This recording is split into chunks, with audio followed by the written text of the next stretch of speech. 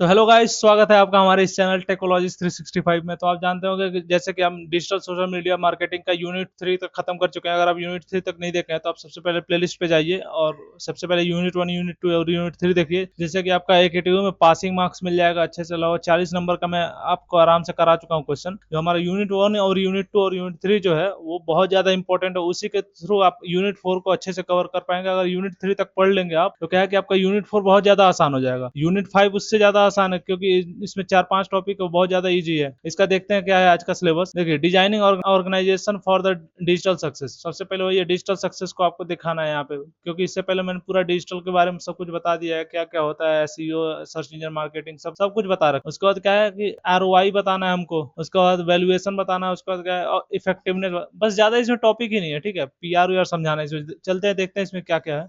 सबसे पहला आज का हमारा टॉपिक है क्या, designing organization for digital success. ठीक है, यहाँ पे पहले हमको ये समझना पड़ेगा डिजिटल ट्रांसफॉर्मेशन क्या होता है। पहले आप ये चीज जानते होंगे कि ट्रांसफॉर्मेशन क्या होता है। जैसे पहले आदिमानव थे, ठीक है, आदिमानव से क्या हुआ कि वो थोड़ा इवॉल्व हुए, ट्रांसफॉर्म हुए। उससे क्या हुआ कि थोड़ा इंसान बने। उससे पहले भी वो बंदर थे, बंदर के बाद आदिमानव बने, आदिमानव के बाद वो इंसान बने। मतलब वो ट्रांसफॉर्म किए ना अपने आप को इवॉल्व किए। वैसे ही हमारा क्या है कि डिजिटल मीडिया, डिजिटल वर्ल्ड जो है ना वो भी ट्रांसफॉर्म हो रहा है। पहले क्या था कि पहले न्यूज़पेपर चलता था, आजकल मोबाइल चलता है, उसके बाद लैपटॉप आया, फोन आया, टेलीविजन आया, फिर उसके बाद से क्या है कि अब फोन चल रहा है। आजकल फोन पे सब कुछ डिपेंड है। तो वही होता है ट्रांसफॉर्मेशन। थ्रू एक एज से दूसरे एज में अगर आप इवॉल्व कर रहे हैं ना, मतलब गुजर रहे हैं, उसको अचीव कर रहे हैं, तो हमारा क्या होता है ट्रांसफॉर्मेशन। वो डिजिटल में आपको करना है तो डिजिटल ट्रांसफॉर्मेशन हो जाएगा। इसमें क्या क्या प्रोसेस होता है देख लीजिए। Digital transformation is a process of using digital technology. मैंने बताया डिजिटल टेक्नोलॉजी का यूज करके अगर आप कर रहे हैं तो डिजिटल ट्रांसफॉर्मेशन है। To improve transform business operation services customer experience. ठीक है, वही है कि ऑपरेशन सर्विस और कस्टमर एक्सपीरियंस को ही हम ट्रांसफॉर्म कर पाते हैं। पहले क्या था कि लोग न्यूज़पेपर में देख के प्रोडक्ट को बाई करते थे। आजकल क्या है कि लोग यूट्यूब, इंस्टाग्राम रील और वीडियो देखते देखते वहां पे प्रोडक्ट बाई कर ले रहे हैं। वहां पे ऐड देखते हैं, वहां पे क्लिक करते हैं, वहां से प्रोडक्ट बाई कर लेते हैं। तो वही हमारा मीडिया भी ट्रांसफॉर्म हो रहा है। ठीक है, मीडिया हमारा ट्रांसफॉर्म होते जा रहा है। अब इसका की एलिमेंट क्या क्या है। यूज ऑफ टेक्नोलॉजी, वही है कि आप टेक्नोलॉजी आजकल सबसे ज्यादा यूज क्या हो रहा है, एआई, क्लाउड, बिग डेटा। आप अगर पढ़े होंगे थर्ड ईयर में, आपको बिग डेटा रहा होगा, बिग डेटा आप पढ़े होंगे। उसमें क्या था कि आपको बड़े बड़े डेटा छोटे वे में कैसे मैनेज करना है, और कैसे, मतलब बिग डेटा में वही है कि डेटा को मैनेज कैसे करते हैं। ठीक है, वही है। उसके बाद ऑटोमेशन, आजकल ऑटोमेशन ज्यादा चलता है कि आप देखते होंगे कि आप कमेंट करिए लिंक, उसके बाद आपके पास क्या है कि उसका वीडियो का लिंक चला जाता है। वो सारा ऑटोमेशन ही है। मतलब उसको एक स्टेप बाय स्टेप उसको एक लिंक कर दिया गया है, एक ऐप या एक सिस्टम के थ्रू आपको ऑटोमेट करता जाता है। ठीक है, सिस्टम को। अब इसके बाद क्या है प्रोसेस डिजिटेशन। डिजिटेशन क्या होता है, मतलब ऐसा चीज, एक एक तरीके का वर्क फ्लो कह सकते हैं कि मतलब कोई ऐसा सिस्टम जो एक वर्क में काम करता है, एक फ्लो में काम करता है। जैसे इसमें देखिए paperless system, work flow flow. और उसके बाद क्या है कस्टमर फोकस डिजिटल सर्विसेज। और ये कस्टमर फोकस और सर्विस आप प्रोवाइड कर रहे हैं वहां पे। जैसे सारा चीज वही है कि कस्टमर को ही हमको अप्रोच करना है, कस्टमर को ही हमको अचीव करना है, कस्टमर को गेट करना है, उसको सर्विस देना है और उससे फीडबैक लेना है। सारा सिस्टम में यही होता है। ठीक है, डेटा ड्रिवन डिसीजन मेकिंग। उसका ऑब्जेक्टिव क्या होता है इसका, to improve efficiency and productivity. Obvious सी बात है, जब हमारा ट्रांसफॉर्मेशन हुआ, पहले क्या था कि लोग प्रोडक्ट बेचते थे तो एक किसी पर्टिकुलर एरिया, किसी पर्टिकुलर रेंज को टारगेट करते थे। लेकिन अब क्या है कि पूरे वर्ल्ड वाइड ऑडियंस को टारगेट करते हैं, कस्टमर को टारगेट करते हैं। तो उससे क्या हुआ, इफिशियंसी और प्रोडक्टिविटी बढ़ गया। ठीक है, अब इनहेंस कस्टमर एक्सपीरियंस, वही है कि फीडबैक सिस्टम से कस्टमर का एक्सपीरियंस बढ़ता है। या फिर P2P कन्वर्सेशन, डायरेक्ट वो कन्वर्सेशन कर सकते हैं आपसे, उससे उनका एक्सपीरियंस बढ़ता है। रिड्यूस ऑपरेशनल कॉस्ट, वही ऑपरेशनल कॉस्ट सस्ता है। आजकल क्या है कि डिजिटल मीडिया वर्ल्ड में क्या है कि कोई भी एड कैंपेन चलाना बहुत सस्ता है। ठीक है, अपने प्रोडक्ट को मार्केटिंग करना बहुत ज्यादा सस्ता है। इनेबल इनोवेशन एंड कॉम्पिटिटिवनेस, वही है कि इनोवेशन बढ़ा देता है। उसका कॉम्पिटिटिव, आपसे कोई कम्पिटिट कर रहा है उससे आपको आगे ले जा सकता है। अगर वो पुराने ट्रेडिशनल वे में मार्केटिंग करता है, आप अगर डिजिटल वे में मार्केटिंग कर रहे हैं, तो वो आप उससे वैसे ही आगे रहेंगे, कोई कंपटीशन ही नहीं है। इंपॉर्टेंस क्या है, help businesses to stay competitive, वही है कॉम्पिटिटिव आपको बनाता है। Support faster decision making, enable growth. ये आप एक बार पढ़िएगा इस नोट्स को। मैं ये नोट्स आपको टेलीग्राम पे प्रोवाइड कर दूंगा। ठीक है, इसका चार्ज 25 रुपए में रखा हूँ, जो कि 5 यूनिट का नोट्स है। ठीक है, अगर आपको ये चीज समझ में आ रहा है, मैं जो बोल रहा हूँ वो सुन रहे हैं, ये सुनते रही है और इसके बाद नोट्स बाय कर लीजिएगा। उसमें आप क्या करेंगे, 5 यूनिट का नोट्स आप पढ़ सकते हैं, ठीक है। इतने अच्छे से नोट्स इसको प्रिपेयर किया एकदम ह्यूमन लैंग्वेज में, ठीक है, कि आपको ऐसे एक एक पॉइंट एक बार आप सुन लेंगे और उसके बाद एक बार पढ़ लेंगे तो आपको ये पॉइंट याद ही हो जाएगा। एग्जाम में कोई आपको पीछे कर ही नहीं पाएगा, 50 नंबर तो फिक्स है। क्या है डिजिटल लीडरशिप प्रिंसिपल? प्रिंसिपल वही है कि डिजिटल में क्या है, आपको लीडरशिप मतलब टॉप में जाना, ठीक है, मतलब आप सबको लीड कर रहे हैं। अब उसमें डिजिटल में आ जा रहा है तो मतलब डिजिटल वर्ल्ड में अगर आप किसी चीज को लीड कर रहे हैं किसी प्रिंसिपल को फॉलो करके, तो वो हमारा क्या होता है, डिजिटल लीडरशिप प्रिंसिपल्स होता है, ठीक है। इसमें देख लीजिए क्या है, refer to the ability to guide and manage organization. बताया ना, आप एक ऑर्गेनाइजेशन को डिजिटल वे में अगर मैनेज कर पा रहे हैं तो हमारा क्या है, डिजिटल लीडरशिप प्रिंसिपल है, ठीक है। और उसका age of technology and innovation, वही टेक्नोलॉजी और इनोवेशन के एज में अगर आप मैनेज कर पा रहे हैं, लीडरशिप आपके अंदर है, आप उसको ऑर्गेनाइज कर पा रहे हैं या फिर ऑर्गेनाइजेशन में हेल्प कर रहे हैं आप मैनेज करने में, तो हमारा क्या है, लीडरशिप होता है। जैसे कहते हैं ना कि एक लीडर होता है, वो सारे को गाइड करता है, वो समझाता है, प्रोसेस को समझाता है, उससे क्या होता है कि हमारा प्रोसेस स्मूथ चलता रहता है। वही है, इसका प्रिंसिपल क्या है, विजन ड्रिवन लीडरशिप। आपका विजन क्लियर होना चाहिए। कहते हैं ना कि आप अभी भले ही गरीब हैं लेकिन आपका विजन ये होना चाहिए कि आप बिलियनर कैसे बन सकते हैं, मिलियनर कैसे बन सकते हैं, आपका विजन क्लियर होना चाहिए। और लीडरशिप क्वालिटी भी ये है कि उसका एक विजन होता है, वो हमेशा विजन ड्रिवन होता है। इनोवेटिव माइंडसेट, अब क्या है, इनोवेटिव माइंडसेट तो उसका होता ही है। डेटा ड्रिवन डिसीजन, वो डेटा ड्रिवन मतलब प्रीवियस डेटा के हिसाब से वो क्या करता है, डिसीजन लेता है, ठीक है, वही है डेटा ड्रिवन डिसीजन। अब क्या है, हमारा कस्टमर सेंट्रिक अप्रोच, वही है कि आपको कस्टमर को फोकस करके ही आपको उसको अप्रोच करना है, वही है कि कस्टमर ध्यान में रख के ही अप्रोच करना होता है, ठीक है। अप्रोच आपको वही फॉलो करना है जो कस्टमर के हित में हो। कंटिन्यूअस लर्निंग एंड अडॉप्टेशन, वही लीडरशिप का एक क्वालिटी, लीडर का एक अच्छा क्वालिटी ये भी है कि वो हमेशा कोई भी चीज लर्न करने के लिए और अडॉप्ट करने के लिए रेडी रहता है। वो ये नहीं कि कोई भी मुसीबत आया तो भाग पड़ा, ये लीडरशिप क्वालिटी नहीं है। क्या है हमारा इंपॉर्टेंस? अब इंपॉर्टेंस क्या है लीडरशिप? ऑब्वियस सी बात है, लीडरशिप का इंपॉर्टेंस आपको पता ही होगा कि सबसे पहले आपको एक गाइड मिल जाता है, आपको एक आइडिया मिल जाता है, एक ऐसा कह सकते हैं एक तरीके का लीडर मिल जाता है जो आपको हर एक प्रोसेस को समझाता है, हर एक प्रोसेस में गाइड करता है, क्या क्या दिक्कत आ सकता है, मैनेज करता है, कॉन्फ्लिक्ट अडॉप्ट करता है, उसको सॉल्व करता है, वही हमारा लीडरशिप में। तो इसमें डिजिटल लीडरशिप का क्या इंपॉर्टेंस है, वही है ड्राइव सक्सेसफुल डिजिटल ट्रांसफॉर्मेशन, वही है डिजिटल ट्रांसफॉर्मेशन में हेल्प करता है बहुत ज्यादा। बिल्ड इनोवेटिव कल्चर, वही इनोवेटिव उसका कल्चर रहता है कि वो ज्यादातर हार्ड वर्क को नहीं, स्मार्ट वर्क और हार्ड वर्क दोनों को कंबाइन करके ऐसे स्किल्ड वर्कर को चूज करता है जो कि उसके अंदर टैलेंट हो जाता है, वही इनोवेटिव हो। इम्प्रूव ऑर्गेनाइजेशनल परफॉर्मेंस, वही ऑर्गेनाइजेशन के परफॉर्मेंस को इम्प्रूव करता है। अब क्या है, पब्लिक पीआर, ठीक है, ऑनलाइन पीआर, इसको पीआर का फुल फॉर्म होता है पब्लिक रिलेशन, ठीक है, पब्लिक रेपुटेशन नहीं बोलिएगा, वो अलग चीज है। पब्लिक रिलेशन पीआर वही होता है कि जैसे नहीं कहता है कि पीआर मार्केटिंग करवाते हैं, उसमें क्या होता है कि कस्टमर, पब्लिक का मतलब होता है कि कस्टमर, ऐसे समझिए। पीआर का मतलब पब्लिक रिलेशन, मतलब पब्लिक मतलब कस्टमर, कस्टमर के साथ रिलेशनशिप बनाना, वो हमारा क्या होता है कि पब्लिक पीआर होता है। अब यहाँ पे क्या है कि refer to the managing and maintaining image. Image का मतलब ये फोटो वाला इमेज नहीं, एक होता है ना अपना एक इमेज बना देता है इंसान, कहता है कि मैं एक टीचर हूँ या फिर मैं एक प्रोफेशनल कंटेंट राइटर हूँ या फिर एक सॉफ्टवेयर इंजीनियर हूँ, तो वो इसका इमेज है, ठीक है, उसका रेपुटेशन है। वही है image, reputation and communication of an organization. यहाँ पे ऑर्गेनाइजेशन के लिए आप पढ़ रहे हैं तो यहाँ पे क्या होगा, ऑर्गेनाइजेशन का इमेज, ऑर्गेनाइजेशन का रेपुटेशन और ऑर्गेनाइजेशन का कम्युनिकेशन मीडियम, ठीक है। यही है such as platform, website, social media, blogs, online news portal and other internet based media. इन सारे मीडिया प्लेटफॉर्म का यूज करके अगर आप कोई पीआर करवाते हैं या फिर अपना ये रेपुटेशन मेंटेन करते हैं ना, तो हमारा क्या होता है, ऑनलाइन पीआर कहलाता है। टूल क्या क्या यूज होता है, वही ऑब्वियस सी बात है, फेसबुक, इंस्टाग्राम, टेलीग्राम, आजकल बहुत ज्यादा टेलीग्राम भी यूज होता है। टेलीग्राम में स्पैम चीजें ज्यादा होती है। फेसबुक, लिंक्डइन और इंस्टाग्राम, आजकल यूट्यूब भी ज्यादा चलता है। जैसे मैं यूट्यूब पे कर रहा हूँ, मेरे वीडियो पे आप क्लिक कर रहे होंगे तो मुझे ऐड आता होगा, वो भी एक टाइप का पीआर ही। उससे क्या होता है, ब्रांड प्रमोशन होता है, ब्रांड का एक इमेज बन जाता है। क्या है, blog and website, blog and website का भी यूज करके हमारा पीआर हो जाता है। Online news, digital press releases, digital press का यूज करके जैसे आजकल जो न्यूज नहीं आता उसमें भी बहुत सारे ऐड आते हैं, ऑनलाइन न्यूज का भी हेल्प लेके भी हो जाता है। इन्फ्लुएंसर मार्केटिंग, जो आजकल इन्फ्लुएंसर होते हैं सोशल मीडिया पे, उनको उनका हेल्प लेके अगर आप मार्केटिंग करवाते हैं अपने ब्रांड का, तो भी पीआर में आता है। ऑब्जेक्टिव क्या होता है इसका, ऑब्जेक्टिव मतलब इसका टारगेट क्या होता है, क्यों करवाते हैं हम ऑनलाइन पीआर। पहला, बिल्ड ब्रांड अवेयरनेस। मैंने बताया था ना यूनिट 3 जब मैं पढ़ा रहा था तो आपको एक चीज बोला था कि ब्रांड अवेयरनेस एक ऐसा की है जिसको आप किसी भी चीज में लिख सकते हैं। मतलब जहां आपका क्या है कि मार्केटिंग से रिलेटेड कोई भी चीज आ रहा है तो मार्केटिंग का टारगेट ही यही होता है कि ब्रांड अवेयरनेस देना। वही है कि अगर आप मार्केटिंग से रिलेटेड कोई चीज आ रहा है तो वहाँ पे ब्रांड अवेयरनेस डाल दीजिए, वो हो जाएगा सही, ठीक है। एंगेज विद कस्टमर, कस्टमर से एंगेजमेंट बढ़ाने के लिए होता है। Promote product and services, communication efficiently, वही कम्युनिकेशन को इफिशिएंटली मैनेज करने के लिए पीआर भी होता है। अब रेपुटेशन क्या होता है, आप रेपुटेशन सुनते हो, पीआर और रेपुटेशन अलग अलग चीज है, ये चीज देखिएगा। पीआर, पी और आर,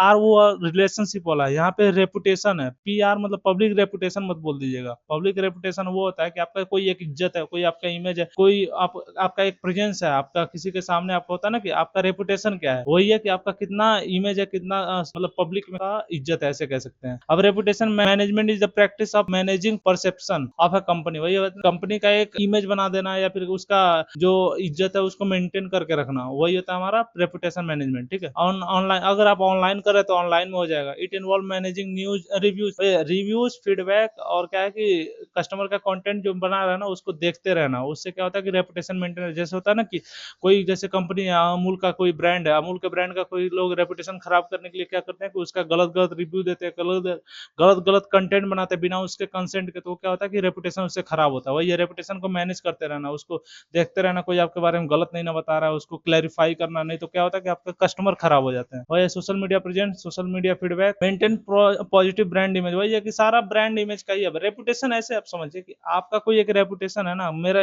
ये कोई मैं प्रोडक्ट लिया हूं तो इसका एक कोई रेपुटेशन था, तभी तो मैं उसका रिव्यू देके फीडबैक देके मैं प्रोडक्ट बाई किया। अगर वही खराब हो जाएगा तो क्या हो जाएगा कि आपका रेपुटेशन खराब होगा, मेरा ट्रस्ट खत्म हो जाएगा आपके प्रोडक्ट से। वही होता है रेपुटेशन की एक्टिविटीज। क्या क्या होता है, monitoring online review and feedback, मैंने पहले ही बता दिया। इसको अगर आप अच्छे समझ लेंगे ना ये सारा चीज, तो आप ये सारा अपने आप बना लेंगे। वही है कंप्लेंट को मेंटेन करना, रिस्पॉन्ड करना, managing social media presence, promoting positive content, वही है। ये सारी चीज मैंने पहले ही बता दिया, उसके डिफिनेशन में ही सारा होता है। अब इंपॉर्टेंस क्या है इसका, पहला इसका ट्रस्ट बढ़ता है और क्रेडिबिलिटी बढ़ता है। ठीक है, इंपॉर्टेंस अगर आप रेपुटेशन बढ़ा रहे हैं, बना के रखे हैं अपने किसी भी प्रोडक्ट, उससे क्या होगा कि ट्रस्ट बढ़ता है। जैसे आप देखते होंगे कि आप किसी भी थर्ड पार्टी से अगर आप प्रोडक्ट बाई करते होंगे, जैसे कि शॉपिंग करते होंगे, तो आप देखते होंगे फ्लिपकार्ट, अमेजोन का एक ट्रस्ट है, ठीक है, एक रेपुटेशन है। अगर कोई भी दिक्कत आता है, कोई पेमेंट फंसता है, तो उसका क्या है कि तुरंत उसका रिजॉल्व मिलता है। लेकिन वहीं कोई थर्ड पार्टी जिसका आप नाम ही नहीं सुने, उसका रेपुटेशन ही कोई नहीं, उस पर जाके बाई करते हैं, तो क्या होता है कि वो पैसे खा जाते हैं या फिर कोई घोटाला हो जाता है, स्कैम हो जाता है आपके साथ। वही है कि रेपुटेटेड अगर आप कंपनी या फिर वेबसाइट पे जाते हैं, तो क्या होता है कि उसका आपका एक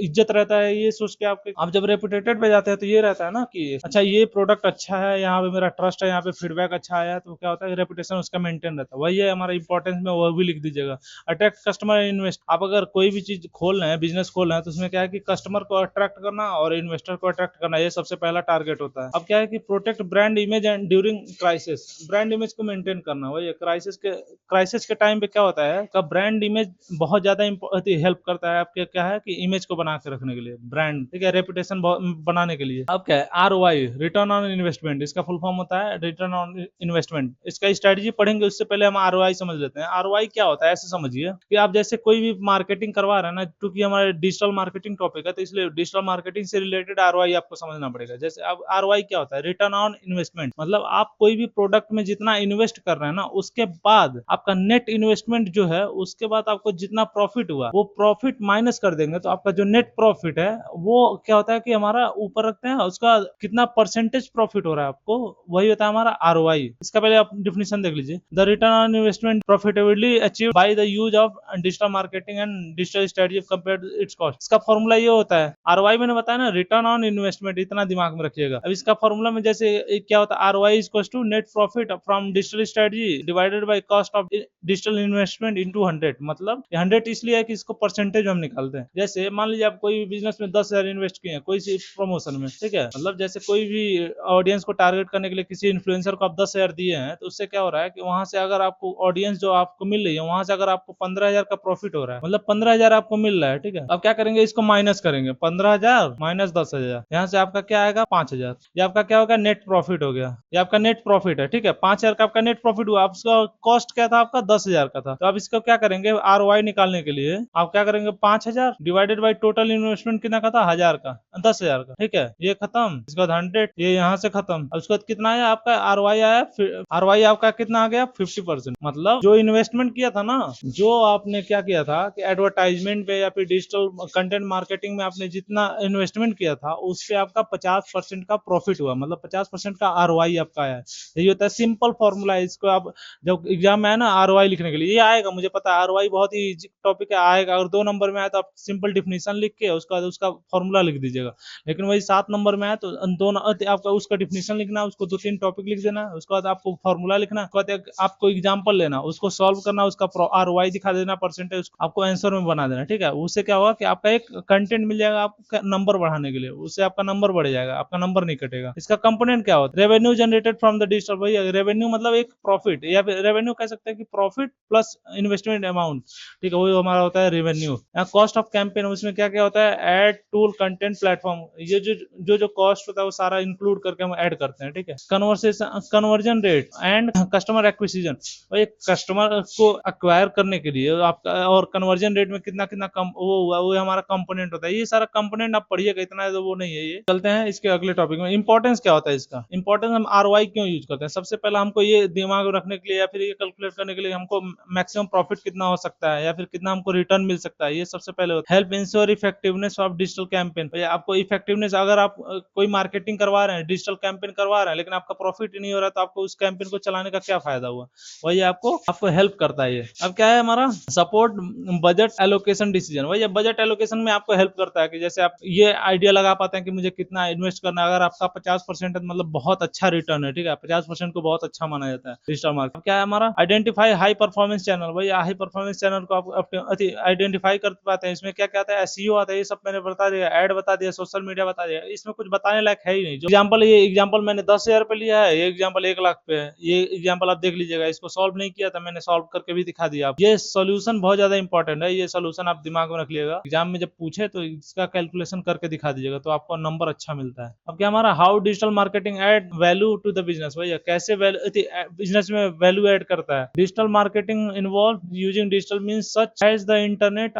मतलब आप कोई भी प्रोडक्ट को मार्केट कर रहे हैं ना, तो उसमें कैसे आपको वैल्यूएशन दे सकता है, कैसे प्रॉफिट दे सकता है, यही है हमारा। ये क्या क्या है, मतलब कौन कौन से रास्ते आप यूज करते हैं? पहले वाइडर रीच। सबसे पहले आपको ये रहता है कि टारगेट क्या रहता है, आपको बहुत सारे वाइड रेंज में आपको ऑडियंस को टारगेट करना है। पहले ऐसे समझिए कि आपको 10 लाख ऑडियंस को टारगेट कर रहे हैं, उसमें से 10,000 ऑडियंस आपके प्रोडक्ट में इंटरेस्टेड होगी। उसके बाद वो लीड आपके पास आएगा। उसके बाद क्या होगा कि उसमें से 1000 या फिर 500 या 700 लोग उस आपके प्रोडक्ट में इंटरेस्टेड होंगे, उसको बाय भी करेंगे। तो वही आपको वाइडर रेंज में आपको टारगेट करना होता है। उससे आपको क्या होता है कि आपको वाइड ऑडियंस मिलती है। यहाँ क्या है? Global audience access through internet पर। वही है कि आजकल इंटरनेट तो ग्लोबली है अवेलेबल। उसका जो आप रील बनाते हैं ना, रील क्या होता है कि आपके इंडिया में नहीं, आपको पूरे वर्ल्ड में चलता है। वही है ग्लोबल। कॉस्ट इफिशियंसी, वही कॉस्ट बचाता है। टारगेटेड मार्केटिंग, आपको टारगेटेड मार्केटिंग करवाने में हेल्प करता है। कस्टमर इंगेजमेंट, वही और क्या है? ये कस्टमर इंगेजमेंट का मतलब ये होता है कि जैसे मैंने बताया था ना यूनिट 3 में कि ये कस्टमर और जो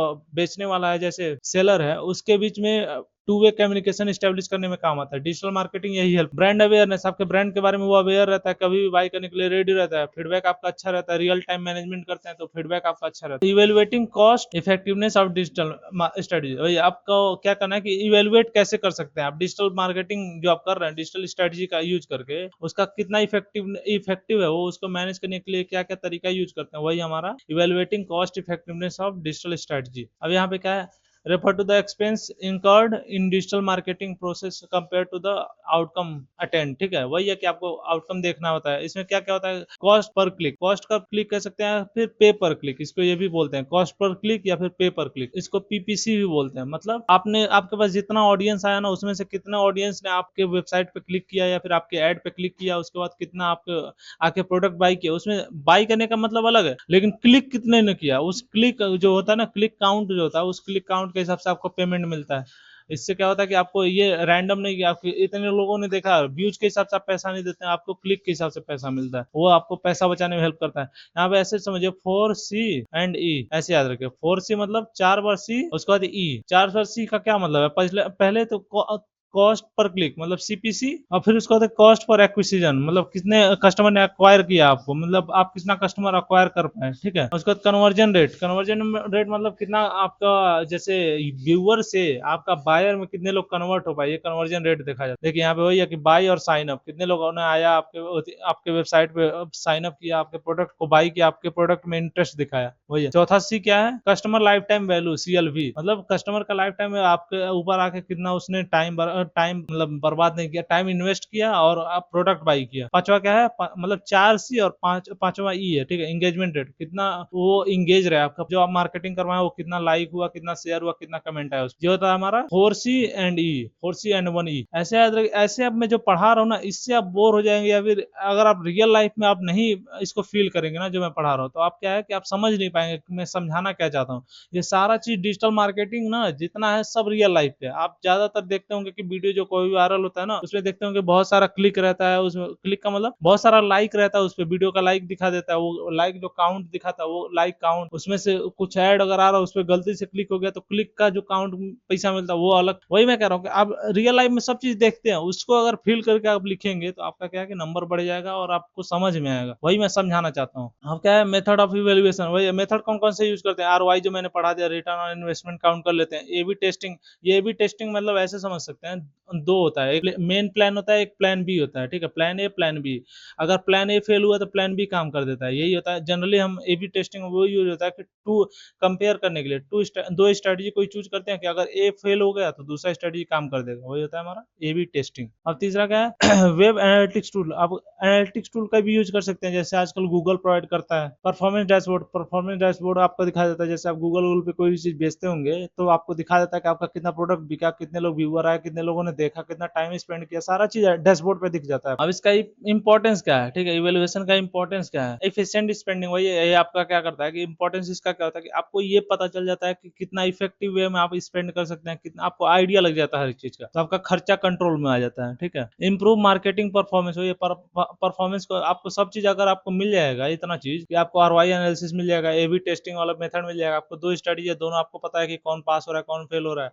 उसके बाद आप एनालिटिक्स टूल का यूज कर रहे हैं, परफॉर्मेंस डैशबोर्ड देख रहे हैं, तो इससे क्या होगा कि आप एनालाइज कर पाते हैं कि मैं कौन सा वे करूं कि मैं हाई से हाई ऑडियंस को रीच कर पाऊं, मतलब आपका परफॉर्मेंस इंक्रीज कर पाऊं, मार्केटिंग परफॉर्मेंस को इंप्रूव करना। हेल्प डिसीजन मेकिंग में हेल्प करता है, एलिमिनेट इन इफेक्टिव स्ट्रेटजी। मैंने बताया ना, जैसे यहाँ पे ए बी टेस्टिंग जो है, अगर आपका ए फेल हुआ तो आप बी कर पाते हैं, मतलब ए को एलिमिनेट करके बी पे आप स्विच कर जाएंगे, तो वही आपका एलिमिनेशन पे आपका हेल्प करता है कि आप अगर एक स्ट्रेटजी चूज किए उसके बाद आपको दूसरा स्ट्रेटजी चूज करने में हेल्प करता है, अगर एक फेल हो गया दूसरा, ठीक है। बस गाइज थैंक यू, आज का हमारा वीडियो यहीं तक था। ये वीडियो बहुत छोटा था क्योंकि हमारा टॉपिक बहुत छोटा है। यूनिट 4 बहुत आसान है, अगर आप यूनिट 1 यूनिट 2 और यूनिट 3 अगर नहीं देखे होंगे तो आपको यूनिट 4 कठिन लगेगा। जैसे मेरे चैनल पे मैं सारा वीडियो अपलोड कर रखा हूँ, आप डिजिटल मार्केटिंग के प्लेलिस्ट के नाम से मिल जाएगा मेरे चैनल पे, वहां पे जाइएगा, सारा वीडियो आपको सीरीज वाइज सीरीज मिल जाएगा। यूनिट 1 से शुरू करिए, 1.2x 1.25x या फिर 1.5x पे करके पूरा वीडियो एक बार थ्रोली सुन लीजिए, उससे क्या होगा आपको एक आइडिया लग जाएगा डिजिटल मार्केट। और वीडियो अगर आपको पसंद आ रहा है, क्योंकि मैं सारा चीज एक कहानी के रूप में प्रेजेंट कर रहा हूँ, एक स्टोरी के रूप में आपको प्रेजेंट कर रहा हूँ, उसमें थोड़ा मेहनत ज्यादा लगता है, ज्यादा रिसर्च करना पड़ता है। तो आप अगर वीडियो पसंद आ रहा है आपको तो लाइक करिए, वीडियो को शेयर करिए दोस्तों को, जिससे उनका भी हेल्प हो पाए, और चैनल को सब्सक्राइब कर लीजिए, ठीक है। वीडियो को लाइक और शेयर करिए, और कमेंट करना आपको